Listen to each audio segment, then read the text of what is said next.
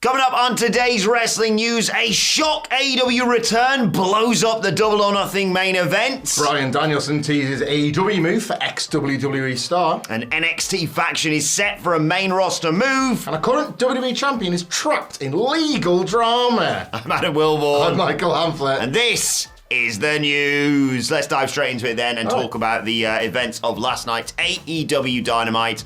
During the show, we were informed that Eddie Kingston is out of Anarchy in the Arena, the presumed main event of Double or Nothing 2024. This was off the back of his match at New Japan Resurgence. He dropped the title to Gabe Kidd and then was attacked by the Elite afterwards. So the question is, or was, who is going to replace Eddie Kingston in that match? And it was revealed to be Darby Allin! But Wilborn, he was terribly injured and couldn't climb Mount Everest, and then while terribly injured was struck by a bus. Well, I'll get into that. Okay. Because, this was his first appearance since March, I suppose technically Jay White injured him and then he was unable to go to Everest and like you say, he got hit by a bus. I shouldn't laugh, but it's just a weird sentence to say. Isn't it? His first appearance since March. Basically, he was after the Okada-Dax main event. Afterwards, the Elite came down and beat him up, and then the Team AEW members who were there came down to make the save. Obviously, that's 4-on-3. But Darby Allin popped up in Washington. Huge pat for him, of course. Made the save, and it was revealed he will be the fourth member in Anarchy in the Arena. He also addressed the crowd afterwards. I've got a quote. Do you want me to read it? Yes, please. You're a journalist. What a crazy few months, man. I don't know. That's how we talk. It's like I'm in the room with It him. reads well if you read it a bit like a Jeff Hardy quote. Yeah, okay. What a flippin' crazy few months. Holy shoot. I thought the worst happened when I broke my foot and then I was in New York and got hit by a bus.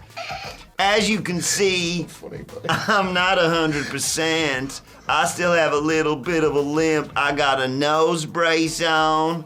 Before I'm going to Anarchy in the Arena because I want to defend AEW's honor. Like I said, I'm not 100% Jesus. Sorry, like I said, I'm not 100% Jesus. When Dax just did that suplex, I was sitting crisscross applesauce, man. And he hit me in the head. I thought I got knocked out. I was like, there goes my return. I'm not going to keep you here for long because there's some more badass action to come. I got to go to the hospital or something. I'll talk to you guys later. So he's got to go back to the hospital. But the good news is, he is part of Team AEW for Double or Nothing next weekend. Sorry. Glad to see him back, genuinely. Yeah, really pleased. Makes so much sense. Washington for the hometown pop. Look, he's a pillar, so of course we're going to defend AEW. Why not lean on someone like that?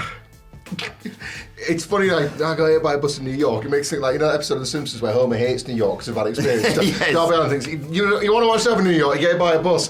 Has he also possibly saved someone in doing that? He might push someone out of the way. I don't know. I think I read that somewhere. The idea of him, and by the way, we need to talk about this, American friends, viewers, listeners, whoever at the sound of my voice. Just say cross-legged. Yeah. Crisscross applesauce. Really undermines the story if you crack it, as well as he done it, oh my bloody head, he popped so much at a move. Oh my God, ah! Poor guy. And at least, he's not throwing himself into one of the company's most violent matches. Yeah. Whew.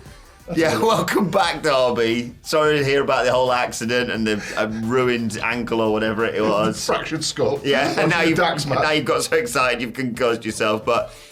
Well, Anarchy in the Arena's here. Oh, man. Glad he's back. A welcome return to television in general. I'm betting my house on the Elite right now. Yeah, it's not looking great for Team AEW, is it? Dax has got a hematoma. Yeah. Kingston was in, showed a picture of him in that massive leg brace. Yeah. On socials and stuff, yeah. Bryan Danielson's keeping the kinesio tape business in it. Yeah. Oh, good stuff. Speaking of Bryan Danielson. But Cash Wheeler's is not getting charged with the gun stuff. So that's right, yeah, he's good to go. There's a nice nice thing that happened post. I saw Alvarez tweeting about this. Well, you've seen the Darby Allin comments for yourself, but you can watch the rest of the comments as well on YouTube elsewhere. Crisscross applesauce. Yeah, sticking with somebody that I assume sits crisscross applesauce quite a lot, Bryan Danielson. Yes. Team AEW. I imagine when he's in his nice vegan-friendly house. Can we do that? Can we sit? Sorry about the trousers. My son was sick on my jeans this morning. I will not apologise for. I can't do it. I can't get the other leg up. Try that one. And that works slightly better. I can't.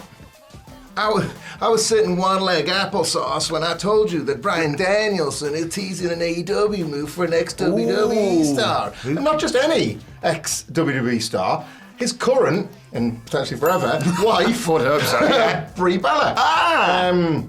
Speaking on the casual conversations, sorry, casual conversations, man. With the classic podcast, he said, quote, I think Brie would love to get in the ring like one or two more times, or maybe more, but never on a weekly thing, never more than just a one-off here or there.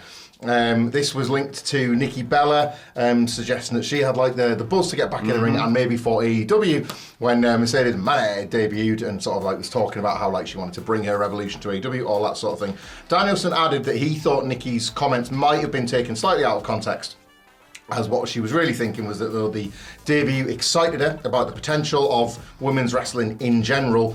Nikki Bella herself said she couldn't imagine life on the road without her children. Yeah, he thinks Brie moved on from that life, hasn't she? Yeah, he thinks Brie is much the same, but that's not to say there wouldn't be a couple of matches here or there. Yeah, and they can be relatively flexible with it, I suppose. Indeed, when you tie it, of course, to Bryan's links with AEW and the things Tony Khan said where like, oh, well, if I couldn't run the company, it'd be him I'd put in charge. And even though like Bryan's contract is coming due, the various remarks he's made about how much he loves the company, you imagine he's going to be there a little while longer too. And I imagine no one in AEW is going to make comments about Brie Bella coming in, because Bryan Danielson's the one they have to talk to if they tweet like, I don't want Brie Bella coming to this company. Another WWE. Well, this is it. Yeah, if they tweet that again, fine. Yeah. Bryan's like, go on. I think for me personally, if she wants to do it, great. But the most important thing, Tony Khan has a history of kind of breaking the bank and splashing out on like Final Countdown or Jane for Orange Cassidy or whatever. Pay whatever it takes to get that excellent theme song in AEW.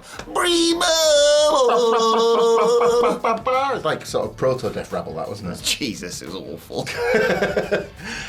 So Brie Bella, I guess, like Brie Garcia, we should be saying Brie and Nikki Yes. Garcia. The Bellas is a very WWE thing, and they've distanced themselves from that a couple of years ago now. She could do Daniel Garcia. A second, Daniel. Well, we've booked that anyway. I'm afraid after the beating you gave me, the Elite, Daniel Garcia is not fit to face you at any degree, but I think you know someone who is, who's also called Garcia. Brie Garcia. Class. Hey guys, I'm Brie Garcia. I'm back. Be there or be triangular. Let's move on to the best wrestling show of the week, NXT. Talk about... I don't see anyone to argue with me. I love it. Obviously, we're very biased here towards NXT. Yeah. And a faction is making a move to the main roster. Yeah.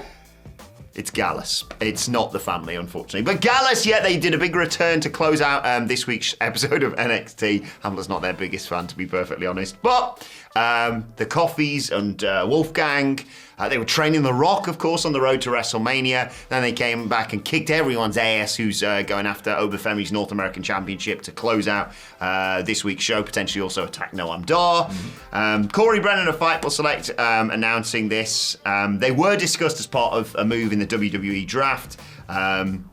They decided against it at the time, but the officials in WWE were very, very high on them, and they're expected to be coming to the main roster in the coming months. They've held NXT UK Tag Team Gold, NXT Tag Team Gold, the biggest championship you can hold in all of wrestling, the Heritage Cup. Don't know who's holding that one at the moment. They moved to NXT from NXT UK in August of 2022. I just love seeing my children from NXT leaving the nest. I'd like, I suppose leaving that nest in particular is one I can get on board with. There is a glowing red spot on the WWE PLE calendar for Clash at the Castle where their debut would presumably make sense. We've talked about this before. It's not fantasy booking so much as it just is booking. Yeah. But considering how Triple H likes to arrange his stables, ask questions, I could very much see Gallus linking up with Drew McIntyre almost immediately. Piper Niven as well, get involved. Indeed. As part of, obviously... And I always want to call her Kaylee Ray because she was awesome in WCW. Alba Fire. WCPW even. Yeah. Alba Fire, which when I think of Alba, I was thinking of BBC Alba, where you used to be able to watch the other Scottish football. Yes. Which I'm assuming is where Alba Fire got in it. Not that Alba is, I think, a Scottish word for Scotland. Yes. We really need Murray for this exact thing, and he's not here. He'll hate this. Yeah. Like Gallus, as heat as for Drew. Yeah. Gallus versus CM Punk. It's Booking 101. But I'd rather study Booking 102, 3, 4, 5 and 6. Yeah, they've been there for ages. They've been in the system for a while because they were in NXT UK before all of that. Yeah. So this is years in the making. Toffee's worked Gunther Walter back in the day, of course, on one of the big... 2 takeovers, I think. And he worked Dunn for the UK title and Walter for the UK title. So yeah, the company have always been high on them, and their business is just about done in NXT. And this last big return angle was presumably heat them up to lose to somebody. Presumably Ava's going to be like, you can't run roughshod over this company, we'll put you in a match, and if you lose, you have to leave NXT. Surprise, they're on the main roster. Who's Ava? She's not got a surname, she's the Rock's daughter and the general manager of NXT. Got it, thank you for that. Going to WWE's, another WWE champion, there's no segue for this. Going to another WWE champion. A big time move, you could say, for Gallus. This is why he's a broadcast professional, and I'm a coward. Because we have a WWE champion trapped in a legal battle, sort of. Becky Lynch has not now called herself Big Time Beck since pretty much turned babyface and reverted to the man character. But it is something that the company used when she turned heel in 2021. And basically, they've still not been able to 100% claim the trademark for it. The Big Time Beck's trademark has been opposed by a company that have had that in place since 2006. And I won't go mega deep on this story, but you can check it out at whatculture.com/WWE if you want to read the lengthy legal statement about this. But ultimately, it's just a lot of people doing very bad admin. It's people not answering claims and counterclaims dating back to September 2021. If you remember, she returned at SummerSlam in August, pretended to be the man, and then the Big Time Beck's sort of gimmick revealed itself. WWE being WWE thought, oh yeah, it's all in order, we can go ahead and use this. And then opposition dates were missed and then reclaimed and all that sort of stuff. Ultimately, from the only sort of pull quote from the official filing that makes sense to laypersons like you and I, and perhaps you guys watching, I don't know, legal experts might really enjoy this. Quote, applicants' awareness of the opposer's trademark rights since 2006 and notification since September 2021 that the opposer opposed and intended to legally oppose the applicant's registration of the Big Time Beck's trademark. So my understanding was WWE were notified somebody will be coming for this Big Time Beck's trademark and then didn't see the paperwork land on the desk. Quote, applicants WWE, the applicant, attempts to blame the failure to answer the deadline is disingenuous, deceitful, and amounts to willful conduct and gross neglect. So they're saying yeah, we knew you were going to do it, but didn't see the email, so... I didn't read it. Fine on our end, let's get the Big Time Beck's shirts sold. Get them in the megastore quick as you can. It doesn't really matter, does it? Like you say, she's the man, she's just awesome, she could have got her own. It's money, though. It's money. I do have 2 things I want to say about this. First of all, as a person who was going to be a lawyer until the last second swerve, genuinely I did A-levels in law and was actually quite good at it. Is it like law and performing arts? And it was yeah. Which way are we going here? Guess how that turned out. My sources, I have my little birds out there who pass me stories. Apparently the people who are counter-suing WWE or whatever it is for this, apparently back in 2006, you remember Victoria from the Spice Girls? Her other half used to walk around like Flavor Flav with a big clock. Right, and he was Big Time Beck's, so... Do you know what as well? I'm just piecing this together. I remember the song that he would play every time we walked in the room because it was 2006, WrestleMania 22, one of his favourites. Peter Gabriel. Big time! And that's how it's a great tune, that. Yeah. But also, I have a solution. Yep. Next time we see her, on Monday Night Raw, for example, she walks out with the championship, but also with a handful of some oversized herb, and she's Big Time Beck's. Very good. Fixed it. Or she's got... on Supermarket Sweep where you'd get the giant inflatables. Yeah. And it's these gone for the burger or something like that. In this case, it's an inflatable bottle of a very, very weak lager. It's her Big Time Beck's. Good. Yeah. Either or. Over to you, WWE. Take that. You're welcome, lawyers. Right, let's move on to your Twitter questions at WWE and X. Of course, you want to get in touch with us. First question today comes from Justin Diaz. Thank you, Justin. In my head. What is a realistic expectation for a WrestleMania to land in Great Britain? What dominoes would have to fall in order for that to happen? Logistics, star power, time zones, etc. would obviously be factors. Keep paying your tax, apparently, because WWE want them to be funded by the places that run these shows.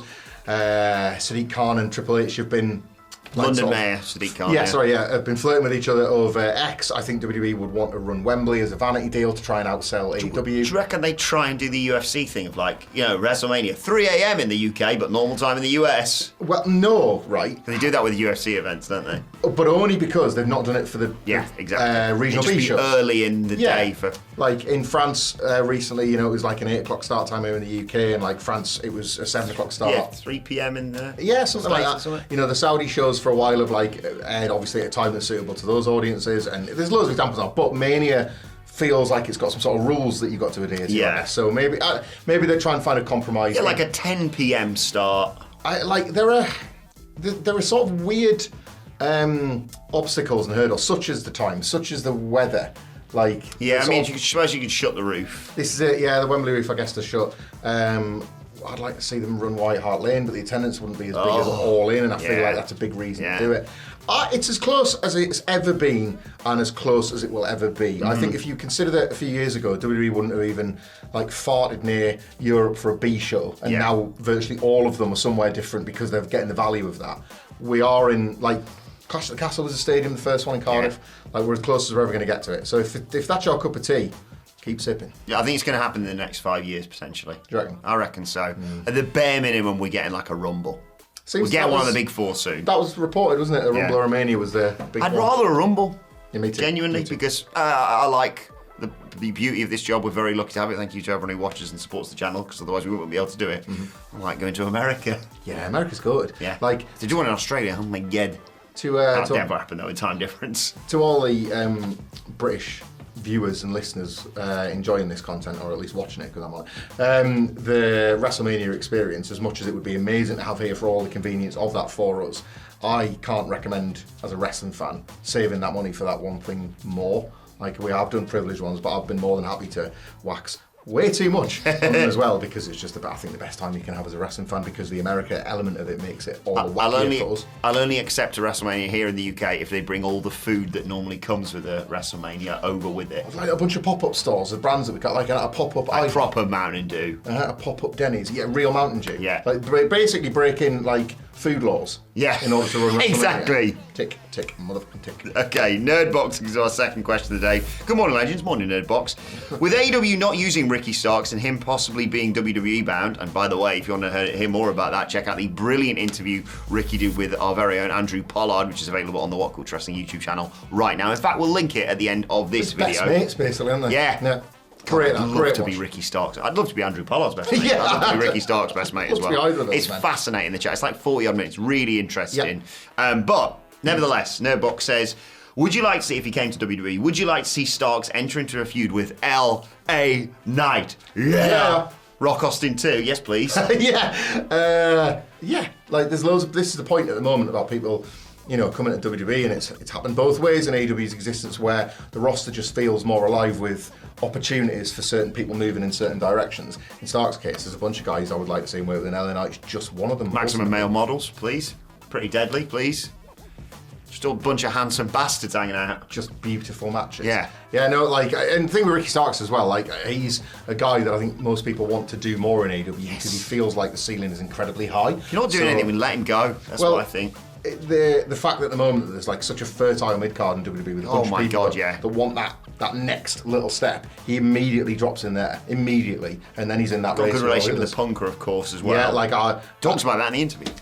There's some unfinished business that I'd like to see get finished up between those two, because he speaks very candidly about how much he felt Punk was making him, and it felt like that as a viewer too, so I wouldn't mind another go around of that. And then, we'll have MJF in the Fed as well. We'll take him. We'll take him! Yes. Kenny Omega, Kenny Omega once he gets better. You say we'll take him. Do you mean when you say we, you mean your friendship will take? Yeah. I've spoken to him, and I legally, actually, I'm not allowed to say anymore on this. It's fine. Okay, well, see you, Maxwell. Responsible journalism. Less a question for our final thing, more a point, but I suppose it leads to a what do you think of this? From John Wells. I love this, John. Thank you for this.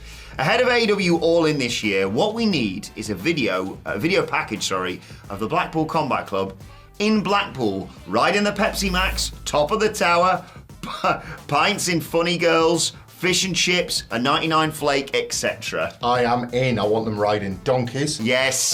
Yeah, top of the tower. I like What if the donkey gets tired and Claudio has to carry it across the beach? Oh, the donkeys riding the Blackpool Combat Club, yeah. Like, they pay the money, but like Bryan loves animals and all of that, and they're like, we'll do this. Yeah. You can go, if you go to Blackpool that day, you get Blackpool Combat Club rides. Where you get one of them to carry you around the beach for a bit. Yeah, love all of that.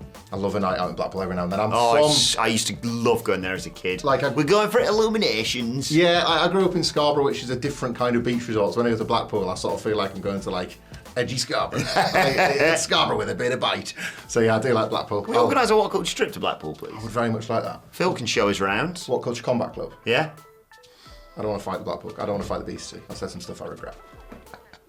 But I love that. Kiss me, John Moxley in a Kiss Me Quick hat. Yeah, I'm into that. It would. Them all getting furious at the prices of 99s nowadays. £4.50. I think as well because of like Regal.